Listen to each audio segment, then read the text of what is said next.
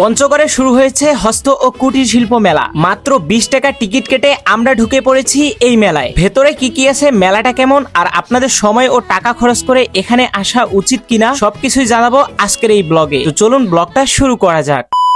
তো মেলার প্রবেশ মূল্য ছিল মাত্র 20 টাকা। টিকিট কেটেই ভেতরে ঢুকে প্রথমে যে বিষয়টা চোখে পড়লো সেটা হলো মেলাটি বেশ সুন্দরভাবে সাজানোর চেষ্টা করা হয়েছে। রঙিন সাজসজ্জা, বিভিন্ন স্টল আর মানুষের উপস্থিতি সব মিলিয়ে সুন্দর একটা পরিবেশ তৈরি হয়েছে। তবে আমার কাছে একটা বিষয় মনে হয়েছে, মেলাটির জায়গা একটু ছোট। আরো কিছুটা বড় জায়গা হলে হয়তো ঘুরতে আরো বেশি স্বাচ্ছন্দ্য লাগতো। যাই হোক, কম জায়গার মধ্যেও আয়োজকরা সুন্দরভাবে সবকিছু গুছিয়ে রাখার চেষ্টা করেছে। মেলার ভেতরে ঘুরতে ঘুরতে দেখলাম বাচ্চাদের জন্য রয়েছে বিভিন্ন ধরনের রাইড। ছোট বাচ্চারা বেশ আনন্দ নিয়ে রাইড গুলো উপভোগ করতেছে। এক কথায় পরিবার নিয়ে সময় কাটানোর মতো একটা সুন্দর পরিবেশ এখানে তৈরি হয়েছে। আর মেলার বিভিন্ন স্টলে ছিল বাসাবাড়িতে ব্যবহার করা যায় এমন অনেক জিনিসপত্র। তবে এখানে ঘুরতে ঘুরতে একটা বিষয় আমার আর রানা ভাইয়ের দুজনের চোখেই পড়েছে। এখানে বাচ্চাদের জন্য অনেক কিছু রয়েছে, মেয়েদের জন্য রয়েছে অনেক জিনিসপত্র, কিন্তু ছেলেদের জন্য তেমন কিছু খুঁজে পেলাম না। যাই হোক, বিষয়টা খুবই দুঃখজনক। তো যেহেতু ছেলেদের জন্য তেমন কিছু ছিল না, তাই শেষমেশ আমি আর রানা ভাই মিলে একটা খেলনা পিয়ানো নিয়ে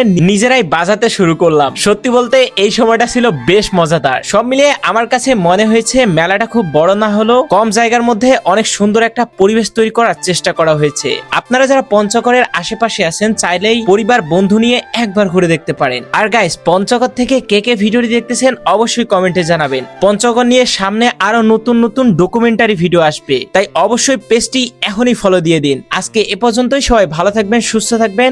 আল্লাহ হাফেজ।